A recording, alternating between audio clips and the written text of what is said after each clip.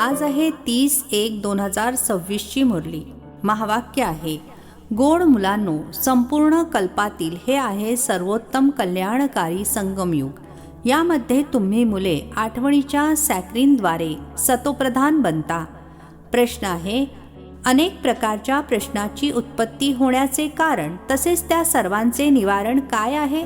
उत्तर आहे, जेव्हा देह अभिमानामध्ये येतात तेव्हा संशय निर्माण होतो आणि संशय आल्यानेच अनेक प्रश्नांची उत्पत्ती होते. बाबा म्हणतात, मी तुम्हा मुलांना जो धंदा दिला आहे, पतितापासून पावन बना आणि बनवा, या धंद्यामध्ये राहिल्याने सर्व प्रश्न संपुष्टात येतील. गीत आहे, तुम्हे पाके हमने जहाँ पा लिया, जमी तो जमी क्या आसमा पा लिया. ओम शांती. गोड गोड रुहानी मुलांनी गाणे ऐकले. हे कोण म्हणाले? गोड गोड रुहानी मुलांनो, जरूर रुहानी बाबाच म्हणू शकतात. गोड गोड रुहानी मुले आता सन्मुख बसली आहेत आणि बाबा खूप प्रेमाने समजावून सांगत आहेत. आता तुम्ही जाणता, रुहानी बाबांशिवाय सर्वांना सुख शांती देणारे किंवा सर्वांना या दुःखातून मुक्त करणारे संपूर्ण दुनियेमध्ये इतर कोणी मनुष्य असू शकत नाही. म्हणून दुःखामध्ये बाबांची आठवण करत राहतात. तुम्ही मुले सन्मुख बसला आहात. तुम्ही जाणता, बाबा आपल्याला सुखधामच्या लायक बनवत आहेत. सदैव सुखधामचा मालक बनविणारे बाबा सन्मुख आलेले आहेत. आता समजता, सन्मुख ऐकण्यामध्ये आणि दूर राहून ऐकण्यामध्ये खूप फरक आहे. मधुबनमध्ये सन्मुख येतात. मधुबन प्रसिद्ध आहे. मधुबनमध्ये त्यांनी श्रीकृष्णाचे चित्र दाखवले आहे, परंतु श्रीकृष्ण काही नाही आहे. तुम्ही मुले जाणता, इथे तर घडोघडी स्वतःला आत्मा निश्चय करायचे आहे. यासाठी मेहनत करावी लागते. मी आत्मा बाबांकडून वारसा घेत आहे. संपूर्ण चक्रामध्ये बाबा एकदाच येतात. हे कल्पातील अतिशय मनोहर असे संगमयुग आहे. याचे नाव ठेवले आहे पुरुषोत्तम. हे संगमयुग आहे जिथे सर्व मनुष्य मात्र उत्तम बनतात. आता तर सर्व मनुष्य मात्रांचे आत्मे तमोप्रधान आहेत. ते पुन्हा सतोप्रधान बनतात. सतोप्रधान आहेत तर उत्तम आहेत. तमोप्रधान झाल्याने मनुष्य सुद्धा कनिष्ठ बनतात. तर आता बाबा आत्म्यांना सन्मुख बसून समजावून सांगत आहेत. संपूर्ण पार्ट आत्माच बजावते, शरीर नाही. तुमच्या बुद्धीमध्ये आले आहे की आपण आत्मे मूलतः निराकारी दुनिया अथवा शांतीधाममध्ये राहणारे आहोत. हे कुणालाच ठाऊक नाही आहे, ना स्वतः सांगू शकतात. तुमच्या बुद्धीचे कुलूप आता उघडले आहे. तुम्ही समजता, बरोबर आत्मे परमधाममध्ये राहतात. ते आहे इनकॉर्पोरियल वर्ल्ड अर्थात निराकारी दुनिया. हे आहे कॉर्पोरियल वर्ल्ड अर्थात साकारी दुनिया. इथे आपण सर्व आत्मे ॲक्टर्स पार्टधारी आहोत. सर्वप्रथम आपणच पार्ट बजावण्यासाठी येतो. बाकीचे मग क्रमवारीने येत जातात. सर्व ॲक्टर्स एकत्र येत नाहीत. वेगवेगळ्या प्रकारचे ॲक्टर्स येत राहतात. सगळे एकत्र तेव्हा होतात जेव्हा नाटक पूर्ण होते. आता तुम्हाला ओळख मिळाली आहे. आम्ही आत्मे मूलतः शांतीधामचे रहिवासी आहोत. इथे पार्ट बजावण्यासाठी येतो. बाबा संपूर्ण वेळ पार्ट बजावण्यासाठी येत नाहीत. आम्हीच पार्ट बजावता बजावता सतोप्रधानापासून तमोप्रधान बनतो. आता तुम्हा मुलांना सन्मुख ऐकल्याने खूप मजा येते. इतकी मजा मुरली वाचल्याने येत नाही. इथे सन्मुख आहात ना. तुम्ही मुले समजता की भारत देवी देवतांचे स्थान होते, परंतु आता नाहीये. चित्र पाहता होते जरूर. आपण तिथले रहिवासी होतो. सर्वात पहिले आपण देवता होतो. आपल्या पार्टची तरी आठवण कराल की विसरून जाल? बाबा म्हणतात, तुम्ही इथे हा पार्ट बजावला. हा ड्रामा आहे. नवीन दुनिया तीच मग जुनी दुनिया होते. सर्वप्रथम वरून जे आत्मे येतात ते गोल्डन एजमध्ये येतात. या सर्व गोष्टी आता तुमच्या बुद्धीमध्ये आहेत. तुम्ही विश्वाचे मालक महाराजा महाराणी होता. तुमची राजधानी होती. आता काही राजधानी नाही आहे. आता तुम्ही शिकत आहात. आपण राज्य कसे चालवणार? तिथे वजीर अर्थात मंत्री असत नाहीत. सल्ला देण्याची गरज नाही. ते तर श्रीमताद्वारे श्रेष्ठ ते श्रेष्ठ बनतात. मग त्यांना इतर कोणाचा सल्ला घेण्याची गरज नाही. जर कोणाकडून सल्ला घेतला तर समजले जाईल यांची बुद्धी कमजोर आहे.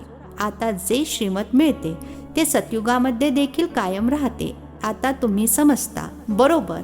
सर्वप्रथम अर्धा कल्प या देवी देवतांचे राज्य होते. आता तुमची आत्मा रिफ्रेश होत आहे. हे नॉलेज परमात्म्याशिवाय कोणीही देऊ शकत नाही. आता तुम्हा मुलांना देही अभिमानी बनायचे आहे. शांतीधाममधून येऊन इथे तुम्ही टॉकी बनला आहात, अर्थात वाणीमध्ये आला आहात.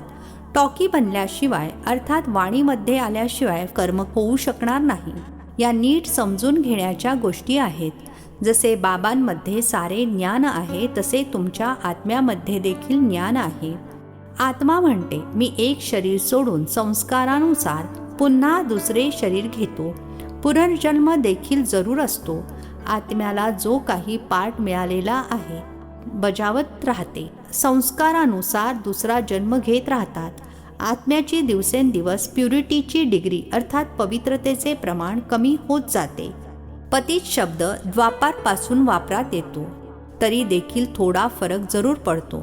तुम्ही नवीन घर बनवा, 1 महिन्यानंतर थोडा तरी फरक जरूर पडेल. आता तुम्ही मुले समजता बाबा आम्हाला वारसा देत आहेत. बाबा म्हणतात मी आलो आहे तुम्हा आत्म्यांना वारसा देण्याकरिता. जितका जो पुरुषार्थ करेल तितके पद प्राप्त करेल. बाबांकडे मात्र कोणताही भेदभाव नाही. बाबा जाणतात मी आत्म्यांना शिकवत आहे. आत्म्याचा अधिकार आहे बाबांकडून वारसा घेण्याचा. यामध्ये स्त्री पुरुषाची दृष्टी इथे राहत नाही. तुम्ही सर्व संतान आहात, बाबांकडून वारसा घेत आहात. सर्व आत्मे ब्रदर्स आहेत ज्यांना बाबा शिकवत आहेत, वारसा देत आहेत. बाबाच रुहानी मुलांशी बोलत आहेत. माझ्या लाडक्या गोड सिकिलध्या मुलांनो, तुम्ही बराच काळ पाठ बजावता बजावता आता पुन्हा येऊन भेटला आहात आपला वारसा घेण्याकरिता. हे देखील ड्रामामध्ये नोंदलेले आहे. सुरुवातीपासून पार्ट नोंद झालेला आहे. तुम्ही ॲक्टर्स पार्ट बजावत ॲक्ट करत राहता. आत्मा अविनाशी आहे. यामध्ये अविनाशी पार्ट नोंदलेला आहे. शरीर तर बदलत राहते. बाकी आत्मा केवळ पवित्रपासून अपवित्र बनते, पतित बनते. सतयुगामध्ये आहे पावन. याला म्हटले जाते पतित दुनिया. जेव्हा देवतांचे राज्य होते तेव्हा वाइसलेस वर्ल्ड होते, अर्थात निर्विकारी दुनिया होती. आता नाही आहे. हा खेळ आहे ना. नवीन दुनिया सो जुनी दुनिया, जुनी दुनिया पुन्हा नवीन दुनिया. आता सुखधाम स्थापन होत आहे. बाकी सर्व आत्मे मुक्तिधाममध्ये राहतील. आता हे बेहदचे नाटक इथे पूर्ण होत आहे. सर्व आत्मे मच्छरांप्रमाणे जातील. यावेळी कोणतीही आत्मा आली तरीही पतित दुनियेमध्ये तिची काय व्हॅल्यू असेल? व्हॅल्यू त्यांची आहे जे सर्वप्रथम नवीन दुनियेमध्ये येतात. तुम्ही जाणता जी नवीन दुनिया होती ती पुन्हा जुनी बनली आहे. नवीन दुनियेमध्ये आपण देवी देवता होतो. तिथे दुःखाचे नाव सुद्धा नव्हते. इथे तर अथाह दुःख आहे. बाबा येऊन दुःखांच्या दुनियेतून लिबरेट करतात, अर्थात मुक्त करतात. ही जुनी दुनिया जरूर बदलणार आहे. तुम्ही समजता बरोबर. आपण सतयुगाचे मालक होतो आणि मग 84 जन्मानंतर असे बनलो आहोत. आता पुन्हा बाबा म्हणत आहेत माझी आठवण करा तर तुम्ही स्वर्गाचे मालक बनाल. तर आपण का नाही स्वतःला आत्मानिश्चय करावे आणि बाबांची आठवण करावी? काहीतरी मेहनत करावी लागेल ना. राजाई प्राप्त करणे काही सोपे थोडेच आहे. बाबांची आठवण करायची आहे. हे मायेचे वंडर आहे जी वारंवार तुम्हाला विसरायला लावते. त्यासाठी उपाय शोधला पाहिजे असे नाही. माझे बनल्याने आठवण टिकून राहील. बाकी पुरुषार्थ काय करणार नाही. जोपर्यंत जीवन आहे पुरुषार्थ करायचा आहे. ज्ञान अमृत पीत राहायचे आहे. हे देखील समजता. आपला हा अंतिम जन्म आहे. या शरीराचे भान सोडून देही अभिमानी बनायचे आहे. गृहस्थ व्यवहारामध्ये देखील राहायचे आहे. पुरुषार्थ जरूर करायचा आहे. फक्त स्वतःला आत्मानिश्चय करून बाबांची आठवण करा. त्वमेव माताश्च पिता त्वमेव, त्वमेव बंधुश्च सखा त्वमेव. ही सर्व आहे भक्ती मार्गाची महिमा. तुम्हाला केवळ एक अलफची आठवण करायची आहे. एकच गोड सॅक्रिन आहे. इतर सर्व गोष्टी सोडून एक सॅक्रिन अर्थात बाबांची आठवण करा. आता तुमची आत्मा तमोप्रधान बनली आहे. तिला सतोप्रधान बनविण्यासाठी आठवणीच्या यात्रेमध्ये राहा. सर्वांना हेच सांगा, बाबांकडून सुखाचा वारसा घ्या. सुख असते सतयुगामध्ये. सुखधाम स्थापन करणारे बाबा आहेत. बाबांची आठवण करणे आहे खूप सोपे, परंतु मायेचा विरोध खूप आहे. म्हणून प्रयत्न करून मजपित्याची आठवण करा. तेव्हा खाद अर्थात भेसळ निघून जाईल. सेकंदामध्ये जीवनमुक्ती गायले जाते. आपण आत्मे रुहानी बाबांची संतान आहोत. तिथले रहिवासी आहोत. पुन्हा आपल्याला आपला पार्ट रिपीट करायचा आहे. या ड्रामामध्ये सर्वात जास्ती पार्ट आमचा आहे. सुख देखील सर्वात जास्त आम्हाला मिळेल. बाबा म्हणतात, तुमचा देवी देवता धर्म खूप सुख देणारा आहे आणि बाकीचे सगळे हिशोब चुकता करून ऑटोमॅटिकली शांतीधाममध्ये निघून जातील. जास्त विस्तारामध्ये आपण का जावे? बाबा येतातच सर्वांना परत घेऊन जाण्यासाठी. मच्छरासदृश्य सर्वांना घेऊन जातात. सतयुगामध्ये फार थोडे असतात. हे सर्व ड्रामामध्ये नोंदलेले आहे. शरीर नष्ट होतील. आत्मा जी अविनाशी आहे ती हिशोब चुकता करून निघून जाईल. असे नाही की आत्मा आगीमध्ये पडल्याने पवित्र होईल. आत्म्याला आठवण रूपी योग अग्नीनेच पवित्र व्हायचे आहे. योगाची अग्नी ही आहे. त्यांनी मग नाटक बसून बनवली आहेत. सीता आगीतून पार झाली. आगीने थोडेच काही पावन व्हायचे आहे. बाबा समजावून सांगत आहेत, तुम्ही सर्व सीता यावेळी पतित आहात. रावणाच्या राज्यामध्ये आहात. आता एका बाबांच्या आठवणीने तुम्हाला पावन बनायचे आहे. राम एकच आहे. अग्नी शब्द ऐकल्याने समजतात. आगीतून पार झाली. कुठे योग अग्नी, कुठे ती आत्मा? परमपिता परमात्म्याशी योग ठेवल्यानेच पतितापासून पावन बनेल. रात्रंदिवसाचा फरक आहे.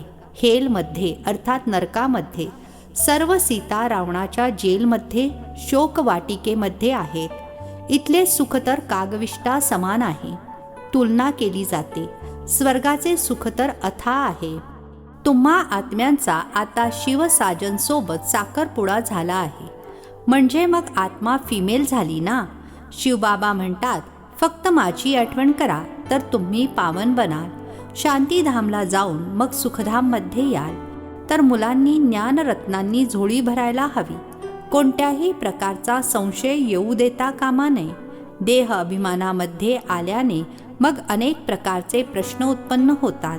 मग बाबा जो धंदा देतात तो करत नाहीत. मूळ गोष्ट आहे आपल्याला पतितापासून पावन बनायचे आहे. बाकीच्या गोष्टी सोडून दिल्या पाहिजेत. राजधानीचा जसा रीतिरिवाज असेल तसा चालेल. जसे महाल बनवले असतील तसे बनतील. मूळ गोष्ट आहे पवित्र बनण्याची. बोलावतात देखील, हे पतित पावन. पावन बनल्याने सुखी बनाल. सर्वात पावन आहेत देवी देवता. आता तुम्ही 21 जन्मांसाठी सर्वोत्तम पावन बनता. त्याला म्हटले जाते संपूर्ण निर्विकारी पावन. तर बाबा जे श्रीमत देतात त्यानुसार चालले पाहिजे. कोणताही संकल्प उत्पन्न होण्याची गरज नाही. अगोदर आपण पतितापासून पावन तर बनूया. बोलावतात देखील, हे पतित पावन. परंतु काहीच समजत नाहीत. हे देखील जाणत नाहीत की पतित पावन कोण आहेत. ही आहे पतित दुनिया, ती आहे पावन दुनिया. मुख्य गोष्ट आहेच मुळी पावन बनण्याची. पावन कोण बनविणार ते काहीच ठाऊक नाही. पतित पावन असे म्हणून बोलावतात. परंतु तुम्ही जर बोलाल की तुम्ही पतित आहात तर चिडतील. कोणीही स्वतःला विकारी समजत नाही. म्हणतात सगळेच गृहस्थीमध्येच तर होते. राधे कृष्ण लक्ष्मीनारायणाला सुद्धा मुले होती ना. परंतु तिथे योगबलाने मुले जन्मतात हे विसरून गेले आहे.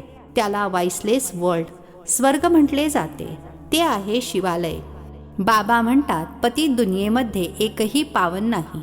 हे बाबा तर पिता, टीचर आणि सद्गुरू आहेत जे सर्वांना सद्गती देतात.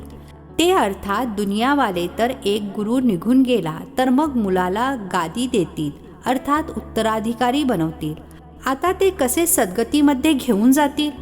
सर्वांचा सद्गतीदाता आहेच मुळी एक. सतयुगामध्ये केवळ देवी देवता होते, बाकी इतके सर्व आत्मे शांतीधाममध्ये निघून जातील. रावण राज्यातून सुटका होते. बाबा सर्वांना पवित्र बनवून घेऊन जातात.